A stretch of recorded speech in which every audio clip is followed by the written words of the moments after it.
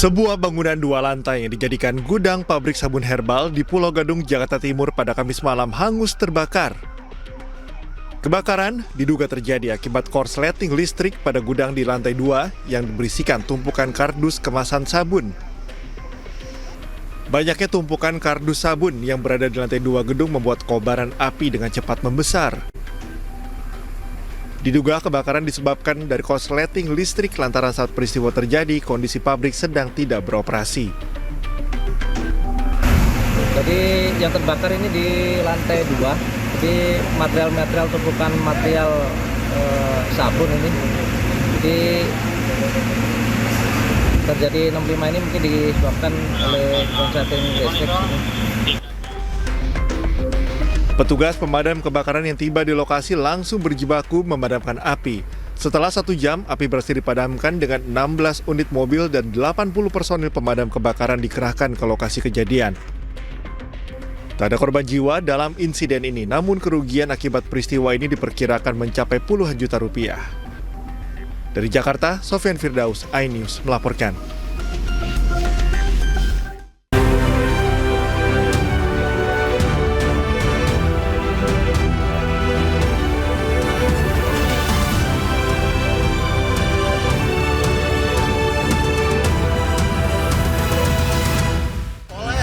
Oleh ya percis ke kebun melon. 1 dari 3 nelayan yang hilang diterjang gelombang di jembatan besi bekas dermaga tambang Pasi Besi, Sukabumi, Jawa Barat ditemukan meninggal. Belasan pelajar di Buton Tengah, Sulawesi Tenggara kedapatan sering mengakses situs judi online dan pornografi di ponselnya. Jelang pelantikan, rencana pertemuan Prabowo dengan Megawati tetap menjadi perbincangan hangat di tengah masyarakat.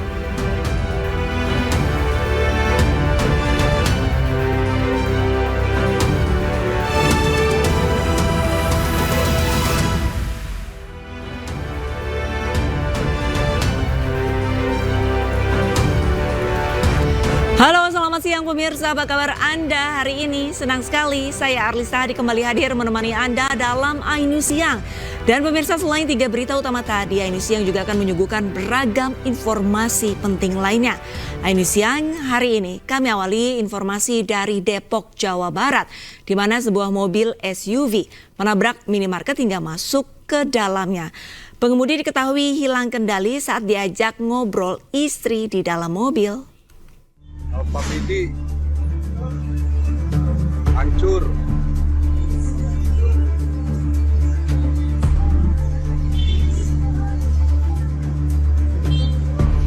Mobil masuk Alfa Midi. Warga di Jalan Raya Gandul, Kota Depok, Jawa Barat dikejutkan dengan peristiwa kecelakaan yang menyebabkan sebuah mobil SUV menabrak minimarket. Mobil tersebut masuk ke dalam bangunan dan terekam kamera amatir warga. Kecelakaan tunggal ini mengakibatkan kaca bangunan dan sejumlah barang dagangan rusak.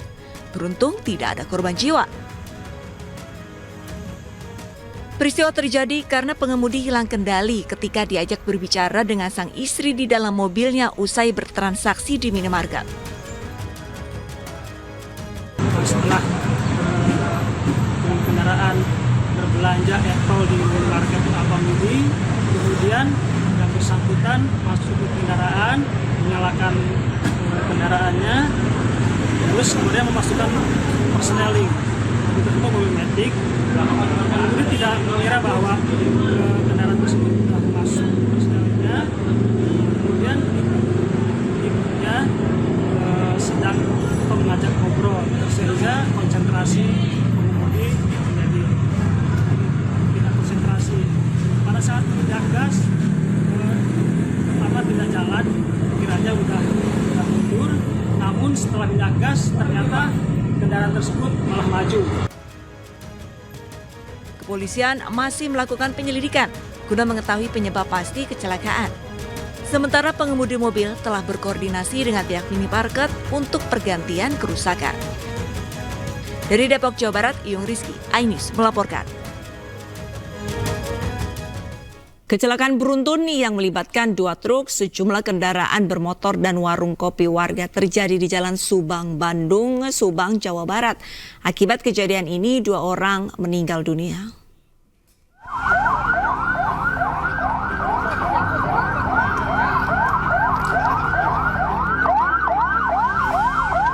Kecelakaan beruntun terjadi di Jalan Raya Subang, Bandung, Kelurahan Pasir Karembi, Subang, Jawa Barat.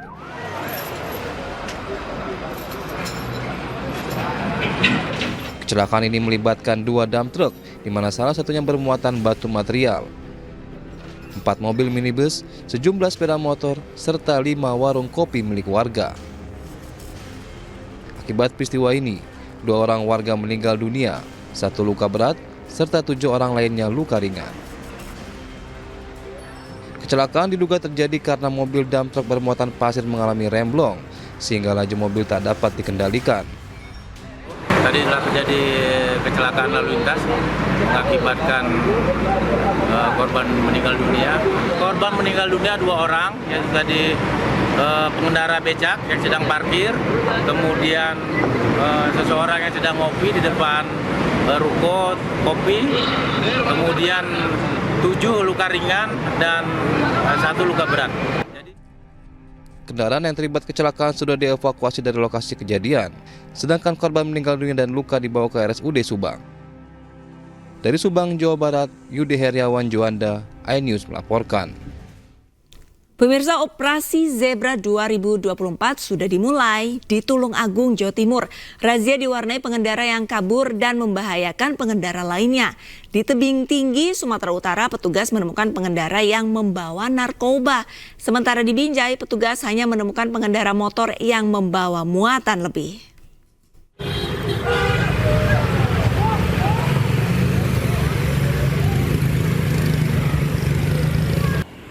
Aksi pemotor yang melarikan diri dari razia polisi di Tulung Agung membahayakan pengendara lainnya. Tanpa memperlihatkan lalu lintas, pengendara motor ini nekat mundur dan memutar balik hingga hampir alami kecelakaan. Razia kendaraan atau Operasi Zebra Semeru 2024 menyasar para pengendara motor yang di bawah umur, memiliki knalpot brong dan tidak menggunakan helm.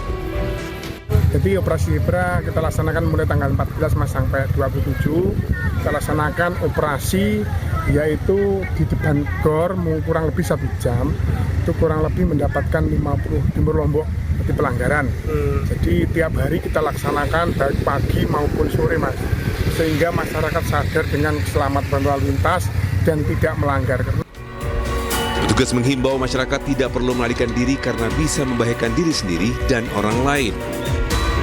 Para pelanggar diminta untuk menyadari kesalahannya dan mengikuti arahan dari petugas.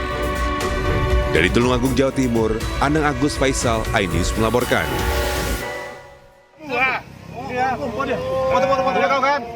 Panggil apa? Panggil ini apa? Nggak punya buka ya? Panggil. Petugas Satlantas Polres Tebing Tinggi temukan pengendara yang membawa narkoba saat menggelar razia di Jalan Gatot Subroto, Sumatera Utara. Pria bernama Denny ini kedapatan membawa sabu dan hendak melarikan diri. Naas, motor pengendara jatuh hingga akhirnya petugas berhasil menangkapnya. Di Jalan Gatot Subroto, tiba-tiba melintas seorang laki-laki dengan mengendarai sepeda motor Vixen warna putih. Karena melihat ada petugas polisi melaksanakan operasi Zebra, laki-laki yang dari sepeda motor ini balik arah.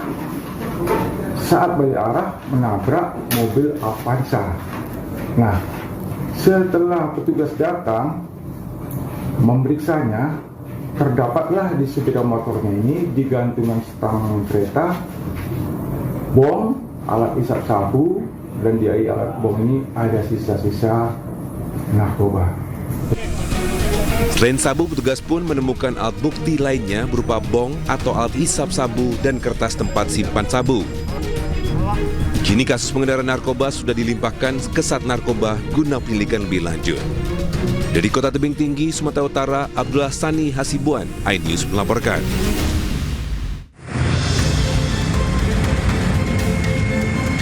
Operasi Zebra Toba 2024 Polda Sumut dilaksanakan serentak sejak tanggal 14 Oktober hingga tanggal 27 Oktober mendatang. Hari kedua operasi Zebra Toba 2024, Satuan Polisi Lalu Lintas Polres Binjai menggelar operasi Zebra Toba di beberapa titik rawan kemacetan. Salah satu lokasi razia adalah di Bundaran Tugu Perjuangan Binjai. Saat razia, polisi temukan pemotor yang melebihi muatan dan tidak melengkapi dengan peralatan berkendara yang lengkap. Tinggal gara-gara Ini ada operasi Zebra. Ya, besok harus pakai helm dan seterusnya ya Pak. Jangan nggak pakai helm ya. Untuk keselamatan diri sendiri Pak. Ya. Sejauh ini target operasi kita masih mengedepankan himbauan, masih. Tapi apabila ada pengendara yang membahayakan pengendara lain di jalan, dengan kasat mata kita bisa menilang. Tapi pertama kita tetap menghimbau kepada masyarakat agar menggunakan helm ya. Menggunakan helm, tertib lalu lintas. Operasi Zebra Toba 2024 di jajaran Polres Binjai menitik beratkan pada pemberian teguran kepada pengendara kendaraan bermotor.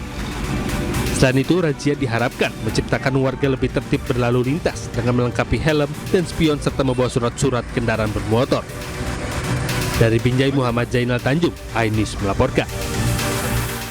Pemirsa, seorang anggota tim SAR berhasil diselamatkan setelah 10 jam pencarian akibat perahu karet yang ia tumpangi terbalik menghantam batang pohon. Sementara itu, 2 anggota tim SAR lainnya yang hanyut terbawa arus masih dalam proses pencarian. Lagi.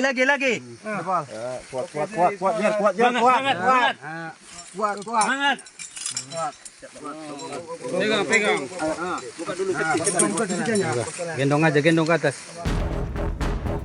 Beginilah suasana evakuasi salah seorang anggota tim SAR yang berhasil selamat setelah hanyut terbawa air di Sungai Laubiang, Desa Limang, Kecamatan 3 Binanga, Kabupaten Karo, Sumatera Utara setelah perahu karet yang ia naiki terbalik akibat menghantam batang pohon. Kejadian ini berawal dari Basarnas Kota Medan yang datang untuk mencari seorang warga Desa Limang yang hanyut saat menjala ikan di sungai tersebut. Saat proses pencarian, perahu karet Basarnas terbalik akibat menghantam batang pohon yang melintang di dalam sungai. Sehingga 4 orang anggota tim SAR yang dibantu 2 orang warga setempat hanyut di bawah derasnya air. 2 orang warga dan 1 orang anggota tim SAR yang hanyut berhasil menyelamatkan diri. Sementara salah seorang anggota SAR lainnya berhasil diselamatkan setelah 10 jam pencarian dan ditemukan di area perladangan di Desa Ujung.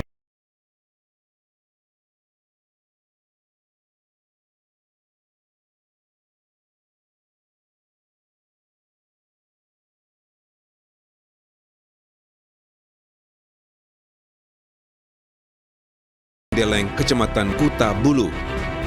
Untuk kondisi yang selamat ini seperti apa? Untuk kondisinya, alhamdulillah kita lihat.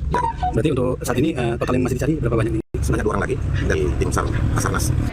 Hingga saat ini, 2 orang anggota tim SAR yang hanyut belum ditemukan dan masih terus dilakukan pencarian oleh Basarnas yang dibantu oleh warga.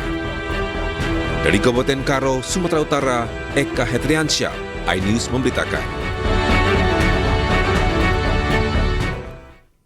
Jasad ibu dan anaknya ditemukan di sebuah rumah kontrakan di Depok, Jawa Barat oleh suaminya. iNews Siang akan segera kembali usai jeda.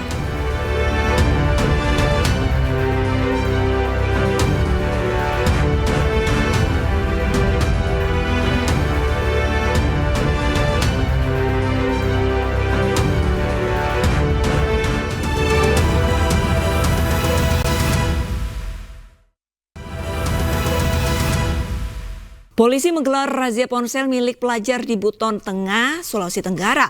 Belasan pelajar kedapatan sering mengakses situs judi online dan pornografi di ponselnya.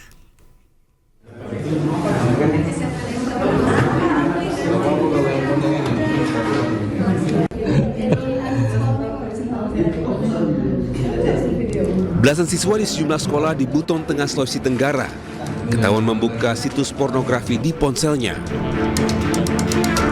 Ini diketahui saat Polres Buton Tengah bersama pemerintah daerah merazia ponsel pelajar saat jam sekolah. Polisi masuk ke dalam kelas dan memeriksa satu persatu ponsel siswa dan menelusuri riwayat situs yang sering dibuka dan materi apa saja yang sering dicari.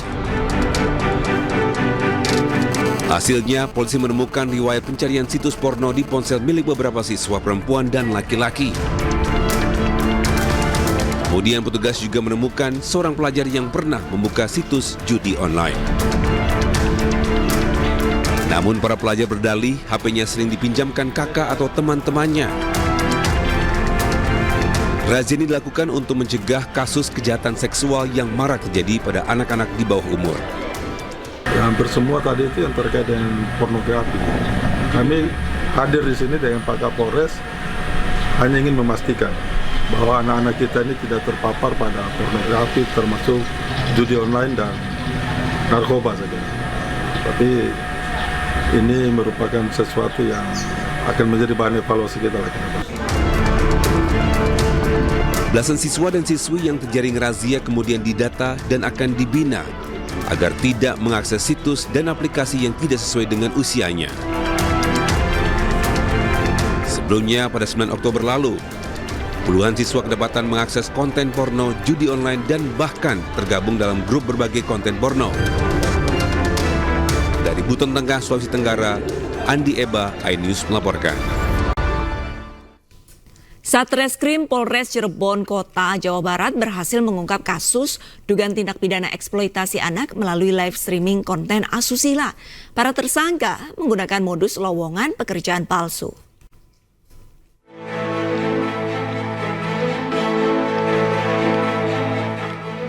Satreskrim Polres Cirebon Kota berhasil mengamankan 2 orang pelaku berinisial BM dan M yang menjadi dalang dalam kasus eksploitasi anak melalui live streaming media sosial berisi konten dewasa.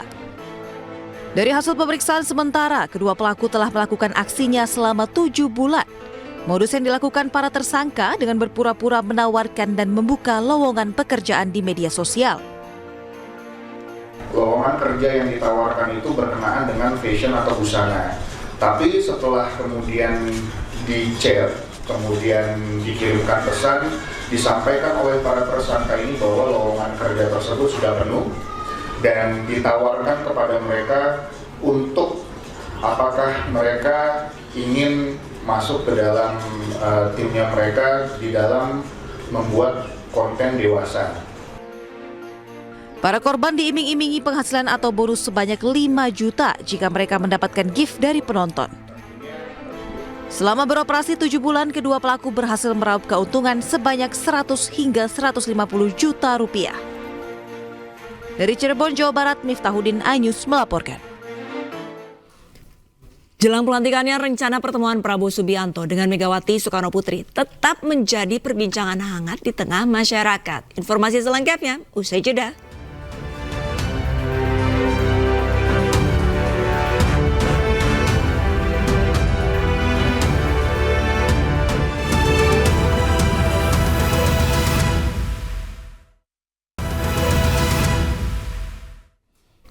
Apel pengamanan pelantikan Presiden dan Wakil Presiden digelar di Monas, Jakarta Pusat.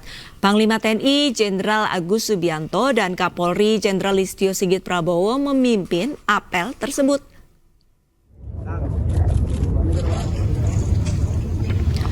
Tiba di Monas, Panglima TNI dan Kapolri naik mobil untuk mengecek pasukan. Apel digelar untuk persiapan pengamanan tamu VVIP saat pelantikan Presiden dan Wakil Presiden. Operasi pengamanan ini dilakukan mulai 17 hingga 23 Oktober.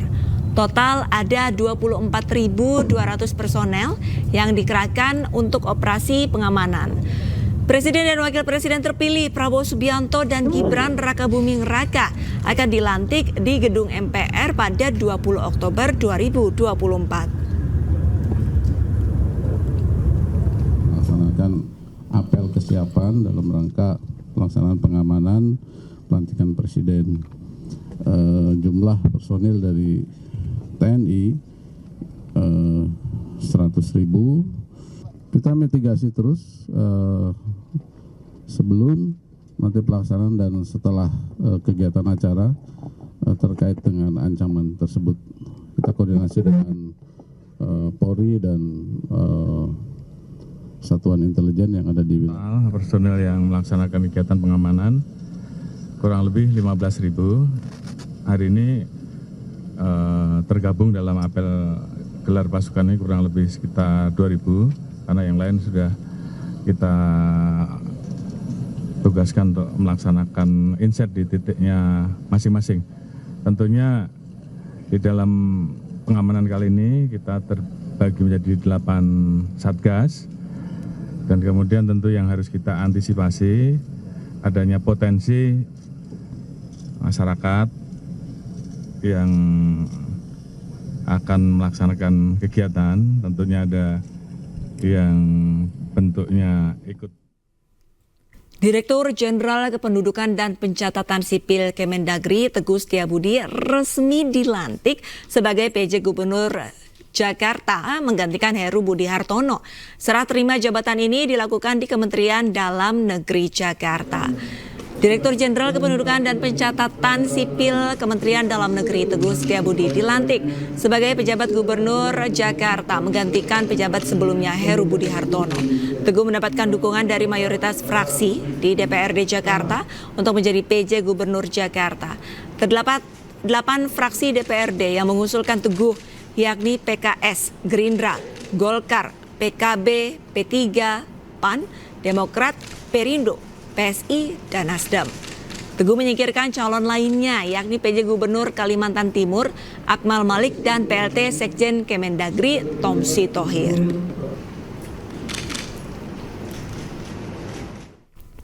Pemirsa, rencana pertemuan Prabowo Subianto dengan Megawati Soekarno Putri tetap menjadi perbincangan yang hangat di tengah masyarakat. Pertemuan keduanya diprediksi akan dilaksanakan pada hari ini.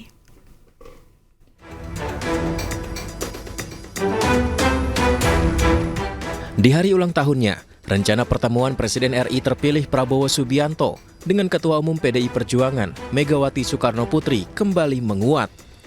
Wakil Ketua Dewan Pembina Partai Gerindra Hasim Joyo Hadikusumo menegaskan Prabowo siap bertemu dengan Megawati kapan saja karena sudah menunggu selama 2 tahun. Pak Prabowo sudah menunggu 2 tahun, terserah Ibu. Ya. Sudah ditentukan waktunya mungkin? Ya insya Allah. Berarti Pak Prabowo siap kapan aja ya Pak? Iya, pagi malam. Hingga kini, Ketua DPP PDI Perjuangan Puan Maharani belum memberikan kepastian kapan pertemuan kedua tokoh nasional ini. Meski begitu, ia mengucapkan selamat ulang tahun kepada Presiden RI terpilih Prabowo Subianto. Insya Allah, dan pada kesempatan ini saya ingin mengucapkan selamat ulang tahun kepada Pak Prabowo. Semoga selalu sehat, panjang umur, bisa memimpin Indonesia menjadi Indonesia yang lebih baik. Ya insya Allah, kalau Pak Prabowo-nya kan pastinya mungkin sibuk dengan keluarga, jadi insya Allah. Sebelumnya Prabowo Subianto dan Megawati Soekarno Putri disebut-sebut akan mengadakan pertemuan sebelum pelantikan Presiden dan Wakil Presiden terpilih pada 20 Oktober 2024. Tim Liputan iNews melaporkan. Pemirsa, untuk mengetahui informasi terkini terkait rencana pertemuan Prabowo Subianto dengan Megawati Soekarno Putri, sudah ada rekan kami Salam Rahmat di Kertanegara, Jakarta Selatan, Indra Setia di Teguh Umar, Jakarta Pusat, dan Faisal Rinaldi di Istana Batu Tulis, Bogor. Namun saya akan menyapa Salam Rahmat terlebih dahulu. Selamat siang, Salam. Ini kira-kira apakah sudah ada pertanda di mana akan ada pertemuan antara Prabowo Subianto dengan Megawati Soekarno Putri di sana? Ya, Arlisa dan juga pemirsa, hingga saat ini belum ada aktivitas atau kegiatan apapun di rumah kediaman Presiden terpilih Prabowo Subianto di kawasan Kertanegara 4, Jakarta Selatan. Namun kalau dari pantauan kami di lapangan, ini memang sudah terlihat adanya barisan pengamanan dari sejumlah aparat personel kepolisian begitu yang melakukan apel siaga pada pagi hari tadi jelang pelantikan Prabowo pada 20 Oktober mendatang.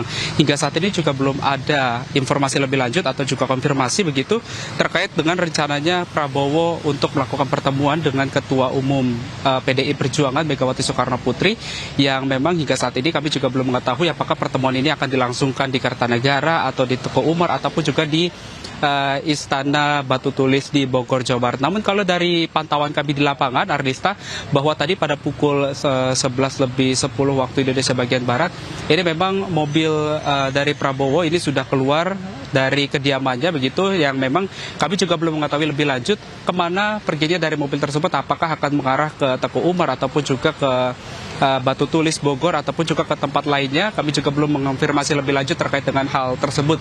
Nah, Arlista dan juga pemirsa, bahwa pada hari kemarin juga Prabowo Subianto juga turut melakukan pertemuan dengan sejumlah ketua umum Parpol Kimples begitu ya, untuk membahas terkait dengan perkembangan ke depan pasca pelantikan Prabowo Subianto untuk melaksanakan jabatannya selama 5 tahun ke depan. Sejatinya Prabowo hingga saat ini juga masih menyusun komposisi menteri, siapa-siapa saja nantinya akan duduk di kursi kabinetnya begitu, mengingat hingga saat ini juga untuk menjadi Menteri Prabowo ini harus memenuhi 3 unsur syarat, yakni terkait dengan loyalitas, integritas, dan juga komitmen untuk anti korupsi. Arlista. Baik, salam. Berarti belum ada tanda-tanda adanya pergerakan dari Prabowo Subianto untuk menuju Teguh Umar. Apakah untuk di Teguh Umar sendiri sudah ada tanda-tanda? Saya akan bertanya kepada rekan Indra. Indra, sudah adakah tanda-tanda mungkin persiapan di Teguh Umar untuk kedatangan Prabowo pada siang hari ini? Ya, selamat siang Arlista dan juga pemirsa. Sama seperti di Kertanegara, di Teguh Umar, Menteng Jakarta Pusat, kediaman Presiden Republik Indonesia kelima, yakni di Megawati Soekarno Putri, juga belum ada tanda-tanda sama sekali. Anda bisa lihat di belakang saya belum ada aktivitas maupun kegiatan apapun. Dari segi penjagaannya juga kami melihat hanya biasa saja, tidak ada pengamanan ekstra gitu terkait isu yang beredar pertemuan dua tokoh nasional ini, yakni Prabowo Subianto dan juga Megawati Soekarno Putri, yang rencananya akan diagendakan pada hari ini. Namun hingga saat ini juga belum ada tanda-tanda sama sekali, dan melihat memang tidak ada aktivitas apapun, dan kami bersama awak media yang lain juga masih menunggu begitu Arlista dan juga pemirsa. Namun tapi kami tadi sempat melakukan izin begitu terkait peliputan di area di depan gerbang pintu di kediaman Megawati Soekarno Putri, namun kita tidak boleh ataupun area steril begitu Arlista, yang mana tidak bisa meliput di depan persis begitu gerbang pintu masuk kawasan gerbang rumah Megawati Soekarno Putri yang terletak di Teguh Umar, Menteng, Jakarta Pusat. Hingga saat ini saya melaporkan saat ini hanya bisa meliput di area seberangnya saja, Arlista dan juga pemirsa. Dan dapat kami informasikan juga pertemuan ini emang akan dilakukan di salah satu tempat yang mana ini ada di rencana di Istana Batu Tulis Bogor, dan juga ada di Kertanegara, maupun juga tempat saya melaporkan saat ini di kawasan Teguh Umar, Menteng, Jakarta Pusat. Namun hingga sampai siang hari ini, detik ini, belum ada tanda-tanda sama sekali, Arlista.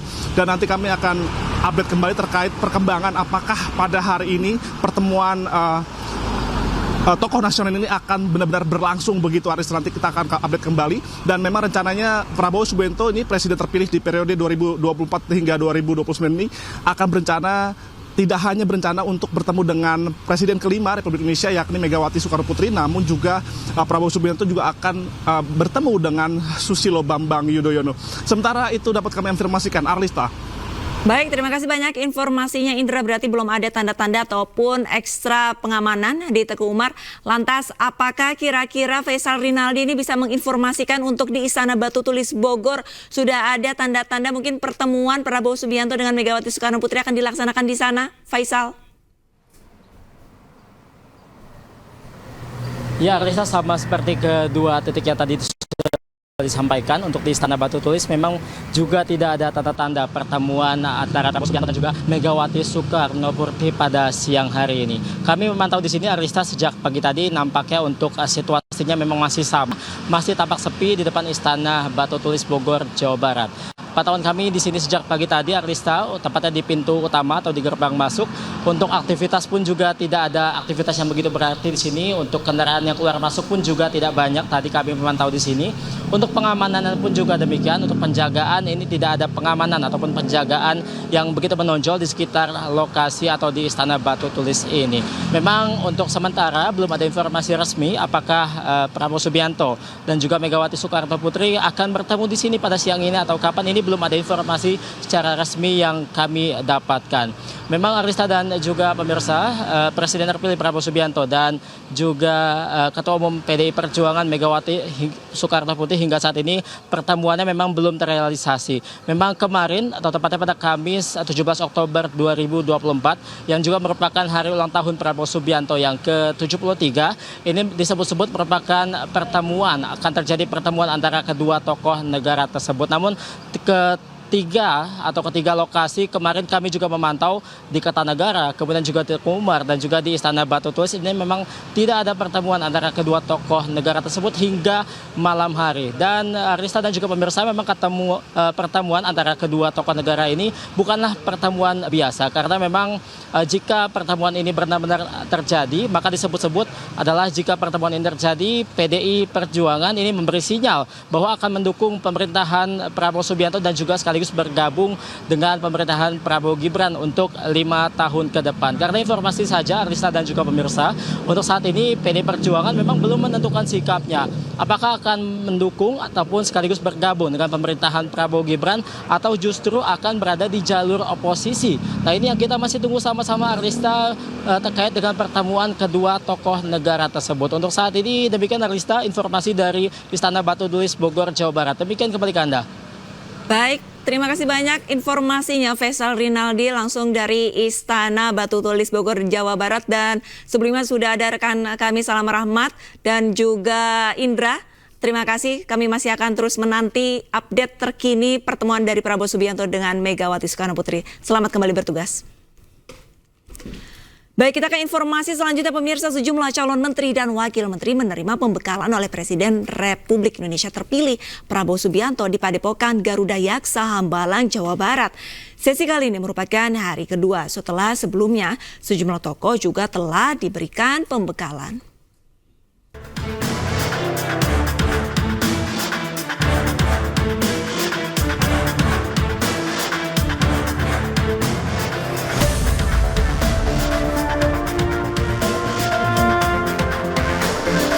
Sejumlah tokoh berdatangan ke kediaman Presiden terpilih Prabowo Subianto di Hambalang, Bogor, Jawa Barat.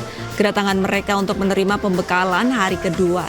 Materi yang diberikan hari ini adalah mengenai masa depan artificial intelligence atau kecerdasan buatan, berkomunikasi dengan jurnalis, masa depan pekerjaan, anti korupsi, dan diakhiri dengan penutupan dari Presiden terpilih Prabowo Subianto.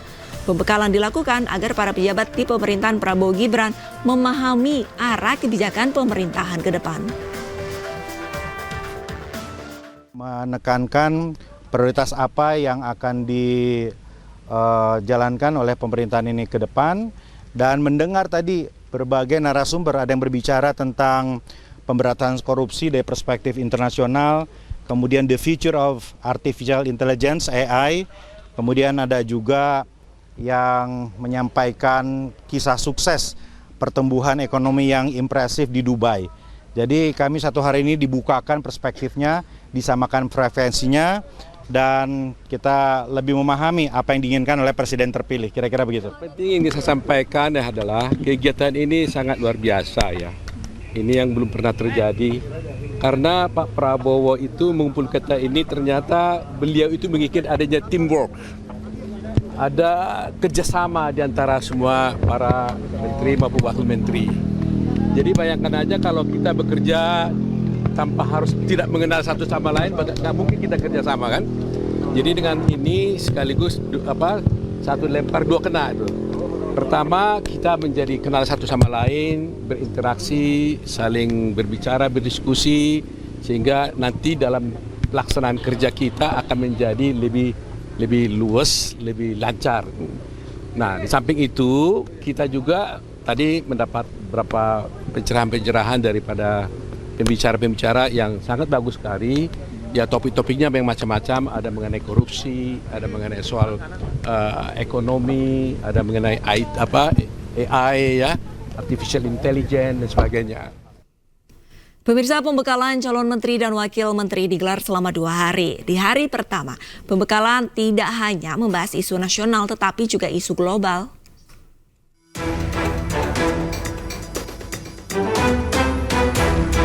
Sejumlah calon menteri dan wakil menteri hadir di pembekalan hari pertama Kabinet Prabowo Gibran.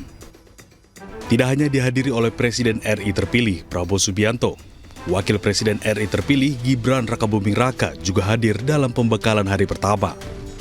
Sementara Menteri Koordinator Hukum dan HAM Yusril Iza Mahendra mengunggah foto bersama Presiden terpilih Prabowo Subianto dan Wapres terpilih Gibran Rakabuming Raka usai mendapatkan pembekalan dari Prabowo tentang geopolitik dan kesuksesan sebuah negara. Pembekalan digelar selama 2 hari sejak Rabu 16 Oktober hingga Kamis 17 Oktober. Acara digelar di kediaman Prabowo di Hambalang, Bogor, Jawa Barat. Dari Bogor, Jawa Barat, Tim Liputan iNews melaporkan. Pemirsa, Ketua Umum Partai Perindo, Angela Tanusudibio, mengunjungi kantor DPW Partai Perindo Jawa Tengah. Dalam kunjungannya, Angela berpesan akan melakukan serangkaian transformasi demi kemenangan Partai Perindo di pemilu tahun 2029 mendatang.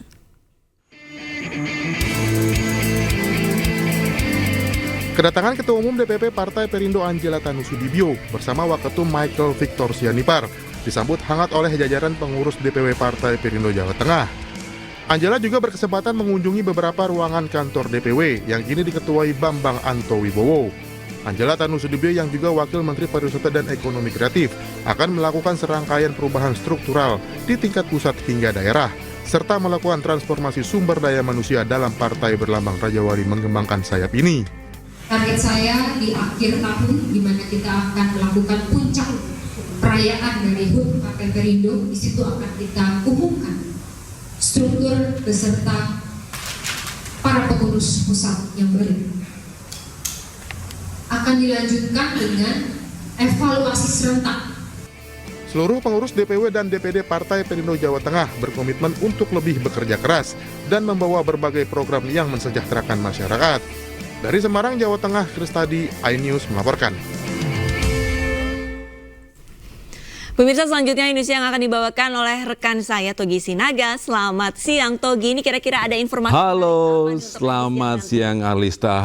Nanti siang atau nanti kita akan ada informasi menarik juga. Ini terkait dengan hendak memasukkan anak akademi kepolisian keluarga Crazy Rich di Kota Makassar, pemirsa. Ini ditipu hingga capai angka 4,9 miliar rupiah. Wow, a lot of money ya untuk masuk ke situ ya. Betul. Baik, pemirsa, sesaat lagi di iNews Siang.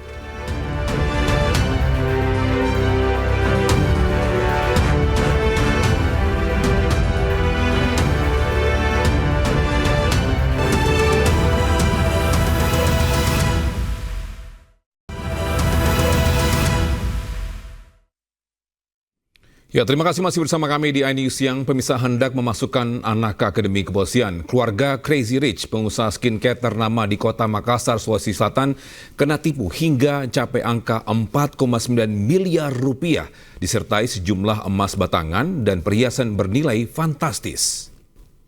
Pikir kita lu sini dikasih begitu kalau cucumu.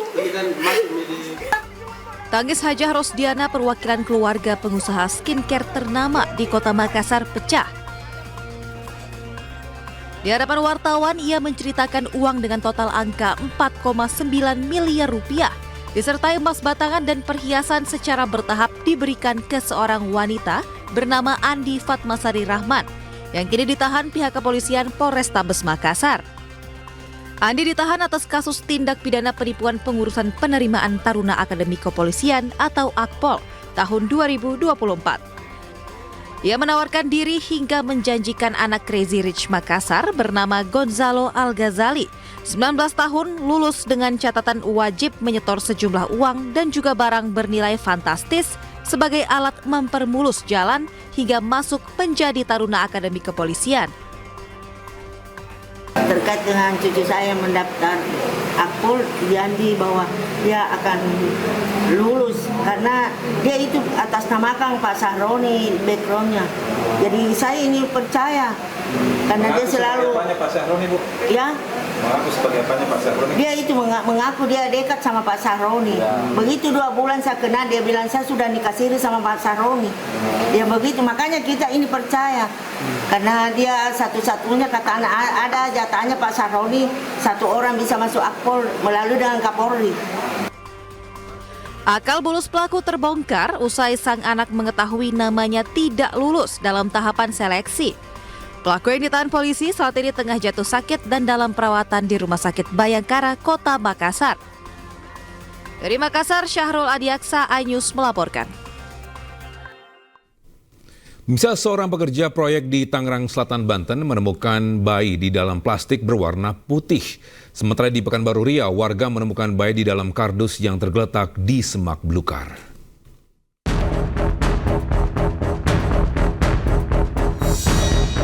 Inilah video yang terekam kamera ponsel warga saat para pekerja proyek menemukan bayi di Jalan Gudang Barat, Serpong, Tangerang Selatan, Banten. Bayi pertama kali ditemukan seorang pekerja proyek yang hendak pulang dan tiba-tiba melihat plastik berwarna putih yang berisi bayi. Bayi malang berjenis kelamin perempuan tersebut kemudian dibawa ke Rumah Sakit Umum Tangerang Selatan untuk pemeriksaan kesehatan. Hal serupa juga terjadi di Pekanbaru Riau. Bayi perempuan ditemukan warga tergeletak di semak belukar dalam kondisi terbungkus dalam kardus.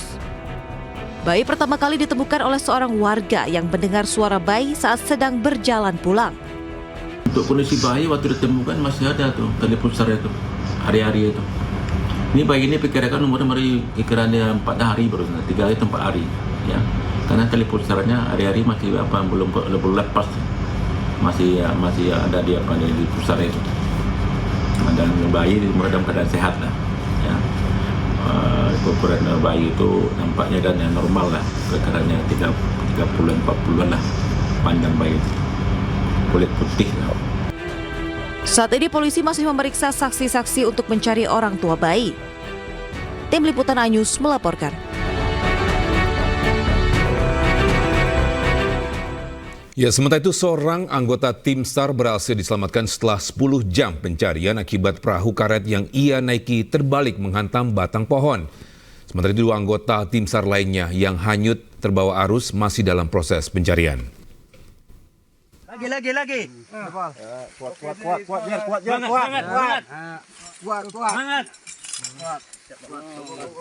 Pegang. Buka dulu kecilnya. Gendong ke atas. Beginilah suasana evakuasi salah seorang anggota tim SAR yang berhasil selamat setelah hanyut terbawa air di Sungai Laubiang, Desa Limang, Kecamatan 3 Binanga, Kabupaten Karo, Sumatera Utara, setelah perahu karet yang ia naiki terbalik akibat menghantam batang pohon. Kejadian ini berawal dari Basarnas Kota Medan yang datang untuk mencari seorang warga Desa Limang yang hanyut saat menjala ikan di sungai tersebut. Saat proses pencarian, perahu karet Basarnas terbalik akibat menghantam batang pohon yang melintang di dalam sungai. Sehingga 4 orang anggota tim SAR yang dibantu 2 orang warga setempat hanyut di bawah derasnya air. 2 orang warga dan 1 orang anggota tim SAR yang hanyut berhasil menyelamatkan diri. Sementara salah seorang anggota SAR lainnya berhasil diselamatkan setelah 10 jam pencarian dan ditemukan di area perladangan di Desa Ujung Deleng, Kecamatan Kuta Bulu. Untuk kondisi yang selamat tadi seperti apa nih, Kon? Untuk kondisinya alhamdulillah kita lihat bisa ngomong, berjalan, dan untuk sementara ini sudah dibawa ke Rumah Sakit Kabanjahe. Berarti untuk saat ini total yang masih dicari berapa banyak nih? Sebanyak 2 orang lagi dari tim SAR Basarnas. Hingga saat ini, 2 orang anggota tim SAR yang hanyut belum juga ditemukan dan masih terus dilakukan pencarian oleh Basarnas yang dibantu oleh warga. Dari Kabupaten Karo, Sumatera Utara, Eka Hetriansyah, iNews memberitakan.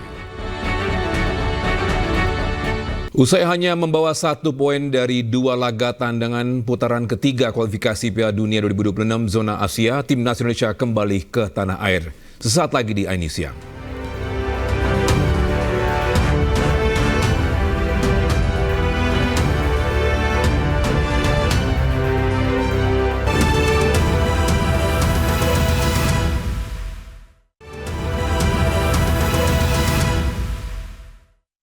Terima kasih masih bersama kami di iNews Siang. Pemirsa, tim bulu tangkis Indonesia yang sukses menjuarai ajang kejuaraan dunia BWF Junior 2024 di nomor beregu tiba di tanah air. Rombongan disambut meriah di Bandara Soekarno-Hatta, Tangerang, Banten.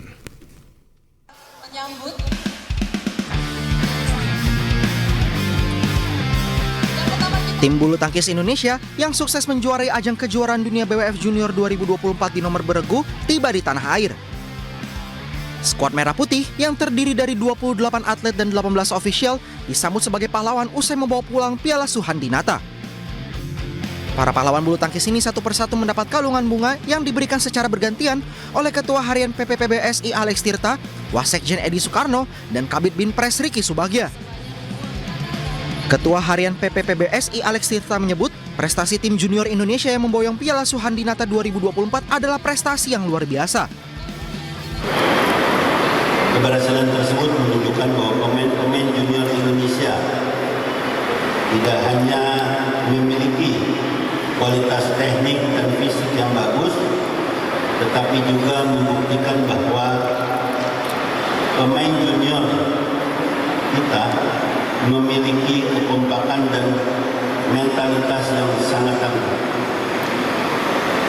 Keberhasilan ini merupakan awal yang sangat baik bagi pemain junior untuk menatap masa depan agar prestasi bulu tangkis Indonesia terus berjaya dan kelak mampu menjaga supremasi di pentas dunia. Dalam kejuaraan yang berlangsung di Nanshan, China pada 30 September hingga 5 Oktober lalu, tim bulu tangkis junior Indonesia menjadi yang terbaik pada nomor beregu dengan mengalahkan tuan rumah China dengan skor 110-103. Keberhasilan ini membawa tim Garuda Muda memboyong Piala Suhandinata, lambang supremasi tertinggi kejuaraan dunia bulu tangkis beregu campuran junior. Ini merupakan trofi kedua Indonesia setelah terakhir kali juara pada tahun 2019 di Rusia.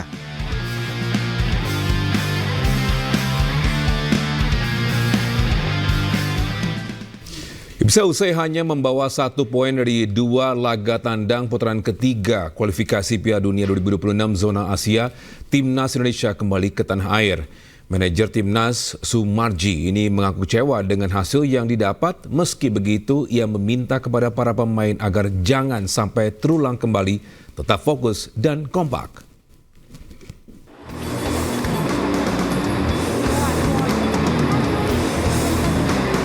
Timnas Indonesia kembali ke tanah air melalui Bandara Soekarno-Hatta, Tangerang, Banten. Skuad Garuda pulang usai hanya membawa 1 poin dari 2 laga tandang putaran ketiga kualifikasi Piala Dunia 2026 zona Asia melawan Bahrain dan Cina.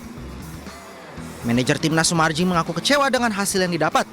Meski begitu, ia meminta kepada para pemain agar jangan sampai terulang kembali, tetap fokus dan menjaga kekompakan.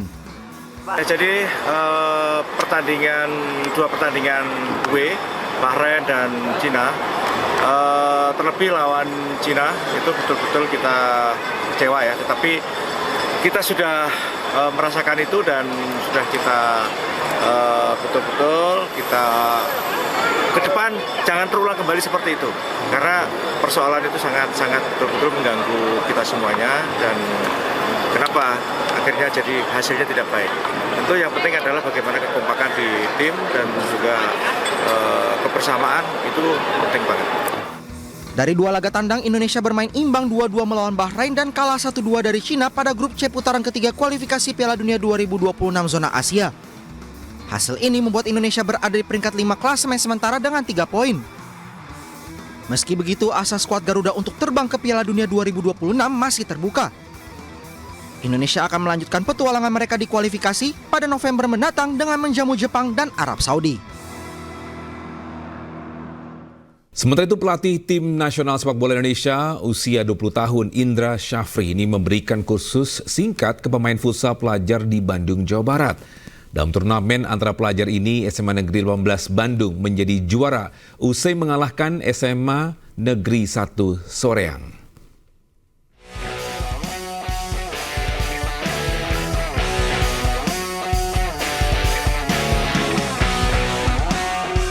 Bertempat di Universitas Logistik dan Bisnis Internasional, ULBI, turnamen futsal antar pelajar se-Jawa Barat, Pospek Cup Futsal Turnamen 2024, mencapai puncaknya.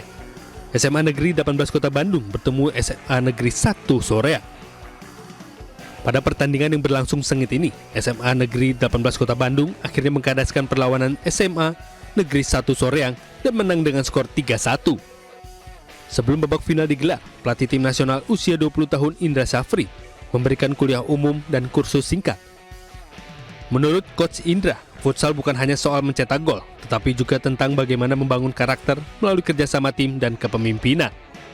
Yang pertama di kuliah umum saya ingin berbagi masalah tentang leadership dan nanti tentu dengan para pemain-pemain futsal karena memang futsal juga di bawah PSSI, mudah-mudahan banyak para pemain yang lahir dari apalagi ini antar sekolah yang diadakan oleh Pospek.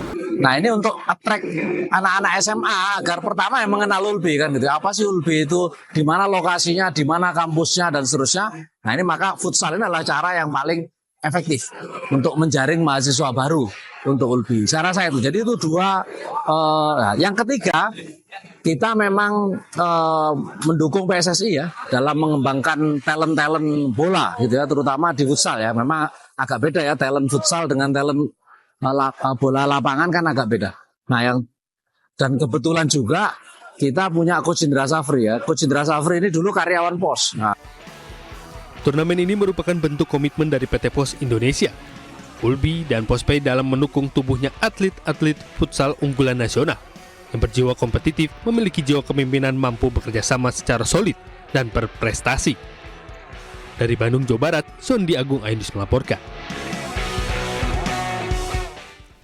Puluhan ekor buaya titipan BKSDA di kolam penangkaran milik warga di Cianjur, Jawa Barat dievakuasi petugas untuk dipindahkan sesaat lagi di iNews Siang.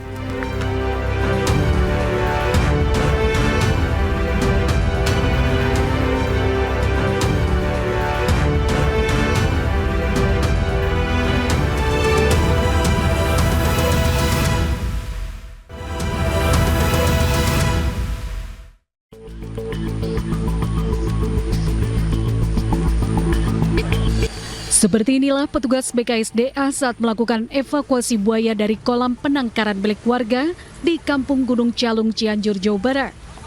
Hal tersebut dilakukan setelah buaya dari penangkaran lepas sejak 3 pekan lalu dan disertai adanya desakan dari pemilik kolam penangkaran agar segera dipindahkan. Diketahui evakuasi pemindahan buaya dari kolam penangkaran milik warga tersebut dilakukan sejak Selasa kemarin. Buaya yang berada dalam kolam penangkaran berjumlah kurang lebih sekitar 40 ekor. Terlihat warga diduga mendapatkan intimidasi yang dilakukan petugas BKSDA. Rencananya buaya-buaya tersebut akan dipindahkan ke penangkaran baru di wilayah Palembang, Sumatera Selatan. Maksudnya cara memberi pakannya atau bagaimana begitu? Beri pakan juga satu alasan susah. Dari dulu udah mendesak. Nanti cari tempat. Sekarang udah ada tempatnya di Palembang.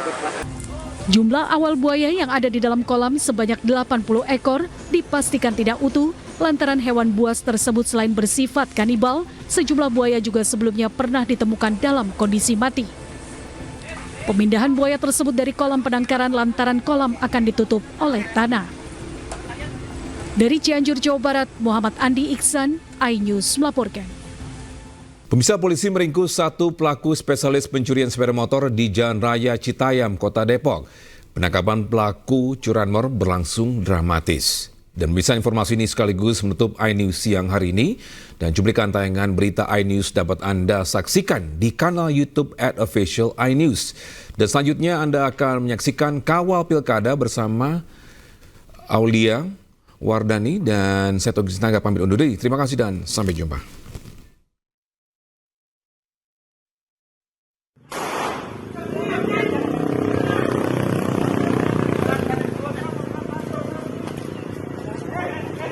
Inilah detik-detik petugas mengejar para pelaku pencurian sepeda motor di jembatan Jalan Gandaria 1, Tirta Jaya, Pancoran Mas, Kota Depok. Jadi ini rampok coy. Lagi ada di daerah Citayam.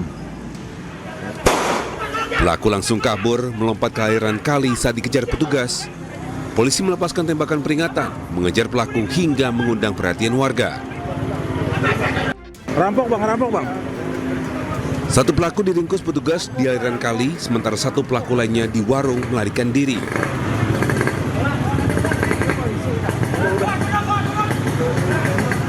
Orang Bogor sih emang orangnya mah katanya. Oh, 2 orang? 2, yang 1 lagi belanja. Itu beli rokok, maksudnya di warung kan ada warung di situ tuh. Dia beli rokok, yang satu langsung disikat, yang satu ditarik aja tuh ada kan. Kalau Om lihat masih. Para pelaku sudah diintai petugas saat hendak melakukan transaksi penjualan sepeda motor hasil curian. Tak butuh waktu lama, polisi meringkus 1 dari 2 pelaku yang bersembunyi di parit aliran kali tersebut. Sementara 1 pelaku lainnya yang berhasil melarikan diri masih diburu petugas. Dari Depok, Jawa Barat, Iyung Rizky, iNews melaporkan.